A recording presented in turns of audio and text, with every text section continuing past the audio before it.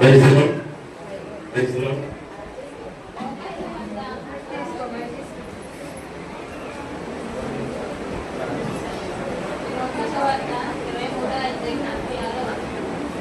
యేసు ఒక శబ్దంతో కేకవేసి, తండ్రి, నీ చేసిన ఆత్మను అప్పగించుకుంటున్నానని ఆయన ఇలాగే చెప్పు ప్రాణాన్ని విడిచి దేవుడు. సమయం అంతా అయిపోయింది. చెప్పలేని ఆశ ఉంది. కొద్ది నిమిషాలు మీ మనసు దేవుని వాక్యం మీద పెట్టాలని ఆశపడుతూ ఉన్నాను. అందరిలో నాకు ఇప్పుడు దీనత్వం కనిపిస్తుంది. మీ అందరిలో నిజంగా నా మెసేజ్ కన్క్లూజన్ అదే. ముందుగానే దేవుడు సెట్ చేశారు. దేవుడికి వందనాలు. 7వ మాట, ఆఖరి మాట, లూకా సువార్త 23వ అధ్యాయం 46వ వచనం. చదవండి ఎవరైనా.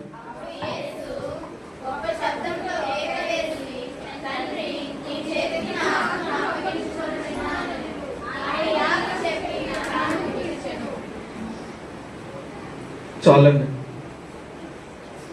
దానికి ముందుగా అదే అధ్యాయంలో 44వ వచనం చూసుకుంటే, అప్పుడు రమారమి మధ్యాహ్నం మాయను అది మొదలుకొని 3 గంటల వరకు ఆ దేశమంతటి మీద చీకటి కమ్మెను, సూర్యుడు అదృశ్యుడు. చాలండి. యేసుక్రీస్తు వారిని ఎన్ని గంటలకు సిలువ వేశారండి?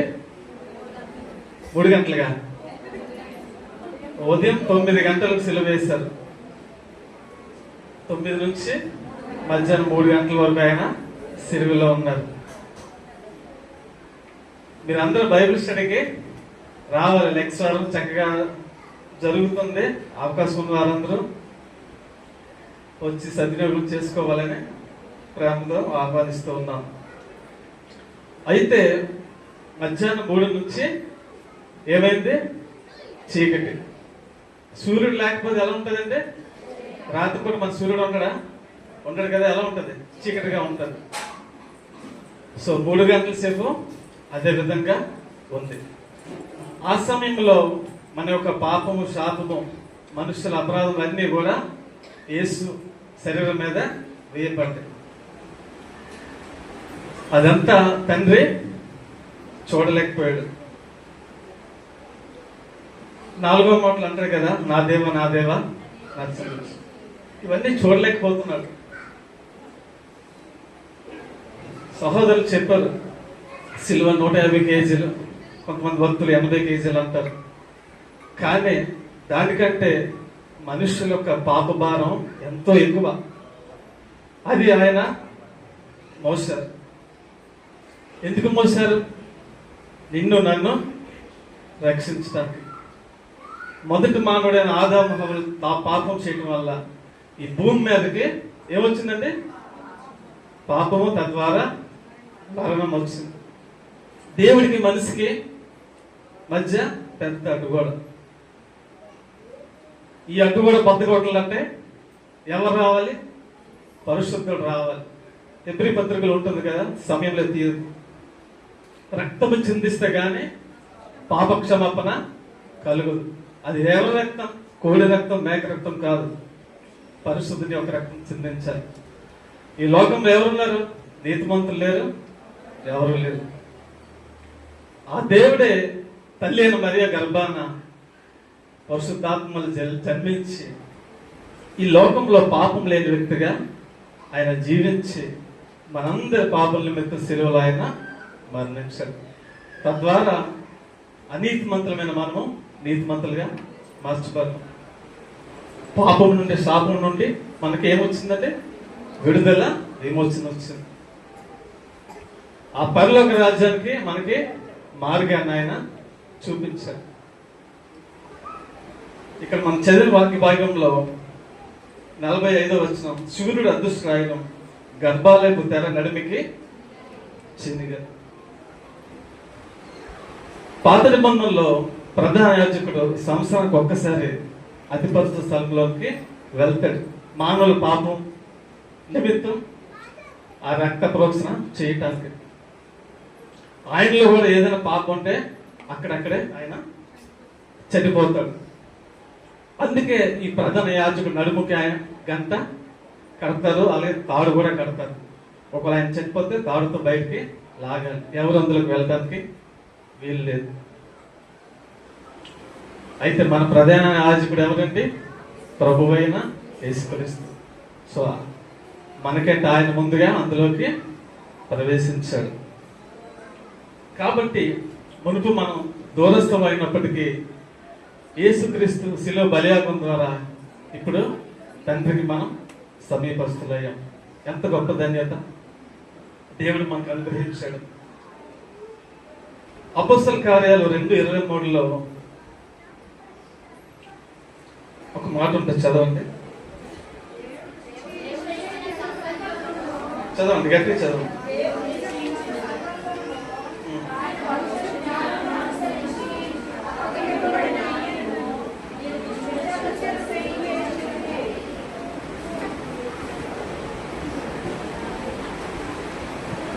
ఇక్కడ వాక్య భాగం చదువుతున్నప్పుడు యేసును చంపారు అని ఉంటుంది, కానీ నిజానికి ఆయన చంపారంటే ఆయన మరణించాడా? ఆయన మరణించాడా? ఎక్కడుంది ఆ మాట? యోహాను సువార్త 10వ అధ్యాయం 17-18 వచనంలో,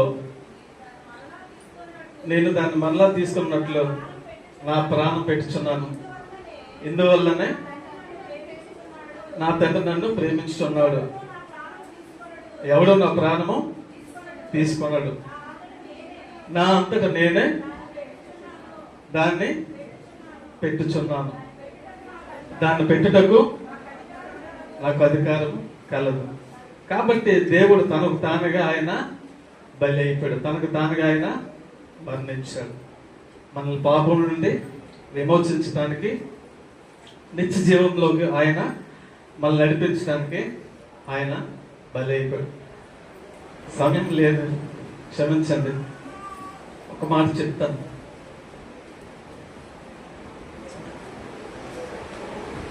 సిలువ ఏ రోజు వేశారండి ఆయన్ని?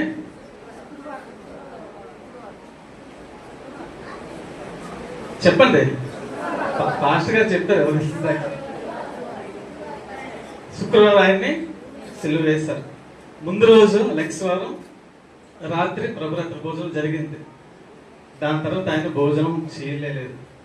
ఆ రాత్రి అంతా చిత్రవద, ఉదయకాలంలో తీర్పు గురించి అన్న కైమేందుకు ఇవంతా తిప్పారు, చిత్రవద చేశారు, గడ్డం లాగారు, పిడిగొద్దులు గుద్దారు, అపహసించారు, వస్త్రం కొరకు చీట్లు వేసుకున్నారు.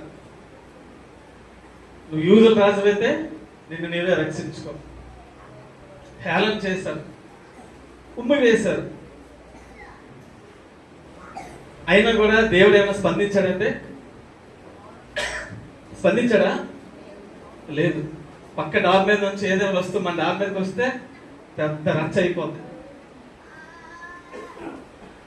మనం క్రైస్తవులను చెప్పుకుంటున్నాం, కానీ ఆ క్రీస్తు మనలో కనిపించట్లేదు. దేవుడు ఇన్ని అవమానాలు, ఎంత నిందలు భరిస్తూ ఎలా ఉండగలిగాడు? ఆయన దేవుడు కాబట్టి అంటారా?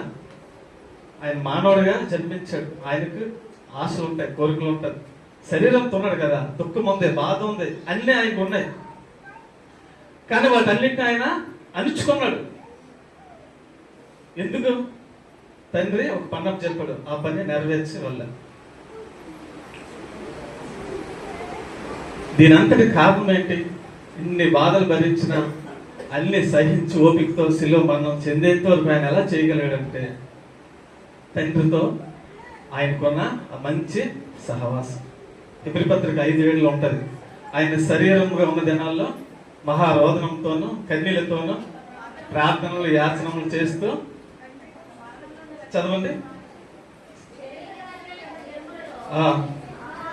మహారోదనంతోనూ కన్నీళ్లతోనూ తన మరణం నుండి రక్షింపగలవానికి ప్రార్థనలు యాచనలు సమర్పించి భయభక్తులు కలిగి ఉన్నందున ఆయన అంగీకరింపబడ్డాడు. మనం ఈ లోకంలో అదే విధంగా ఉండాలి. మన శరీరాన్ని మనం నల్లగొట్టుకోవాలి. ఈ శరీరం పాపం చేయమని చెప్తుంది. ఎంతవరకు? మనం చదివేంత వరకు చెప్తుంది. ఈ శరీరంలో పాప నియమం ఉంది. పౌలు చెప్తాడు, నేను ఎంత మంచి చేద్దాం అనుకుని నేను చేయలేకపోతున్నానని. దీన్ని మనం జయించాలంటే పరిశుద్ధాత్మ ద్వారా మనం జయించగలం. ఆత్మచేత శారీరక క్రియలు మీరు చంపిన ఎడల మీరు బ్రతుకుతారని రోమపత్రికలు పౌలు గారు చెప్తున్నారు. కాబట్టి మనలో పరిశుద్ధాత్మ మనం లోబడి జీవించాలి. ఆ దేవునితో మంచి సహవాస సంబంధం కలిగి ఉండాలి. ఆదివారం తర్వాత మళ్ళీ ఆదివారం వరకు కనిపించట్లేదు, అప్పుడప్పుడు కనిపిస్తున్నారు. ఇలాంటి భక్తి అంత ప్రయోజనకరంగా ఉండదు. అపవాద అనుచరులు మీ దగ్గరికి రావాల్సలేదు. దూరం నుంచి ఉఫ్ఫను ఊదేస్తే మీరు పడిపోతారు. ఎందుకంటే మీరు శారీరకంగా ఆరోగ్యంగా ఉండొచ్చు, బలంగా ఉండొచ్చు, కానీ ఆత్మలో మీరు చాలా బలహీనంగా ఉన్నారు. మీరు గుర్తుపెట్టుకోండి. సమయం ఉన్నప్పుడే సద్వినియోగం చేసుకోండి. రేపు మనది కాదు. దేవుని సన్నిధిని, దేవుని సహవాసమును అలక్ష్యం చేయొద్దు, విడిచిపెట్టద్దు. ఈ తండ్రితో దేవుడు అంత సహవాసం, అంత క్లోజ్గా ఆయన ఉన్నాడు. రాత్రంతా ప్రార్థన, పగలంతా పరిచర్య, సరిగా ఆహారం లేదు, నిద్ర లేదు. ఆ విధంగా యేసుక్రీస్తు ప్రభు వారు శరీరాన్ని నల్లగొట్టుకుంటూ, శరీరాన్ని ఆత్మకు లోబర్చుకుంటూ ఆయన బ్రతికాడు. అదేవిధంగా మనం ఉంటే దేవుడు ఎంతగానో సంధిస్తాడు. మన జీవితంలో వచ్చే ప్రతి సమస్యను, ప్రతి శోధన మనం సులువుగా అప్పుడు జయించగలం. దేవుడు అట్టుకుంటూ మనందరికీ దయచేయను గాక. త్వరలో ఉంచుదాం, కళ్ళు మూసుకుందాం. యేసుప్రభు పలికిన శిలువలో 7 మాటలు సమాప్తమైపోయాయి. చక్కగా వివరణ చూస్తూ వచ్చాం. దేవుని దాసరాలు తల్లి గారు వేవుల సంపత్ కుమార్ గారు ముందుకు వచ్చినట్లయితే ప్రార్థనలో నడిపిస్తారు. ప్రార్థన చేసుకుందాం. ప్రేమగల తండ్రి, కృపగలనైనా మీ ఘనమైన నామానికి వేలాది వందనాలు, స్తోత్రాలు చెల్లిస్తున్నాను ప్రభా. ఇంతవరకునైనా మీరు సిలువలో మాట్లాడినటువంటి అమూల్యమైనటువంటి, అతి విలువైనటువంటి ఆణిముత్యాల వంటి మాటలను ప్రభా, నా కొరకు, మా కొరకు ప్రభా, మీరు సిలువలో మాట్లాడినటువంటి మీ యొక్క అమూల్యమైన మాటల బట్టి నీకు వేలాది వందనాలు, స్తోత్రాలు చెల్లిస్తున్నాను ప్రభా. అయినా 2000 సంవత్సరం క్రితమే నా కొరకు, మా కొరకు ప్రభా, కలువరి సిలువలు మండు టెండలో ప్రభా మీరు అనేక బాధలను, శ్రమలను పొందినందుకే వందనాలు చెల్లిస్తున్నాను నాయనా. మీరు సిలువలో చూపించినటువంటి ప్రేమకు ఏమిచ్చి మీరు మేము తీర్చగలను ప్రభా. ఎల్లప్పుడూ కృతజ్ఞతాస్తుతులు తప్ప మా నుండి మీరు ఏమీ కోరటం లేదు. అంత గొప్ప దేవుడు మేము కలిగి ఉన్నాం కనుక ఈ వందనాలు, స్తోత్రాలు చెల్లిస్తున్నాం ప్రభా.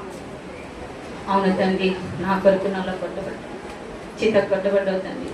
వ్యసనాక్రాంతుడుగా, దుఃఖాక్రాంతుడుగాను, మనుషులు చూడనల్లని వాడుగాను నా కొరకు అనేక బాధలు అనుభవించినందుకే నీకు వందనాలు చెల్లిస్తున్నాను దేవా ప్రభా. ఈ లోకంలో తల్లిదండ్రులైనను, బంధుమిత్రులైనను, స్నేహితులైనను చూపలేని ప్రేమ మీరు నెడలో చూపించిన విధానం బట్టి నీకు వందనాలు. అవును తండ్రి, నేను వెలపెట్టి కొనలేదు కానీ ఉచితంగానే మీ యొక్క గొప్ప రక్షణ నాకు ఇచ్చావు ప్రభా. నైనా మీరు సిలువలో నా కొరకు చేసినటువంటి త్యాగాన్ని బట్టి, మీరు నా కొరకు ప్రభా బలైన రీతిని బట్టి ప్రభా, ఈ దినాన తండ్రి 7 మాటలు తండ్రి నాకు వివరించిన విధానం బట్టి పొందనాను. 7వ మాటగా ప్రభా తండ్రి, ఈ చేతికి నా ఆత్మను అప్పగించుచున్నానని బిగ్గరగా కేక వేసి ప్రాణం విడిచినట్టుగా మేము చదువుకొని అంటున్నాను ప్రభా. నా కొరకు, మా కొరకే కదా మీరు మరణించారు. మీరు మరణించకపోయినట్లయితే తండ్రి మేమేమైపోయేవారు నైనా. మీరు మా కొరకు ప్రాణం పెట్టినట్లయితే ఏకైక దేవుడు మా కొరకు మరణించి 3వ దినాన మృత్యుంజయుడిగా తిరిగి లేచిన దేవాన్ని కొందనాలు. ఈ యొక్క సంవత్సరంలో తండ్రి మరి నైనా ఈ బిడ్డలతో తండ్రి సంఘస్థులందరితో కలిసి ప్రభా, మరి తన బంధుమిత్రులతో కలిసి నైనా నిన్ను ప్రార్థించుకోవడానికి, మీ సిలువను ధ్యానించుకోవడానికి మీరు మాకు ఇచ్చిన అవకాశం బట్టి కొందనాలు.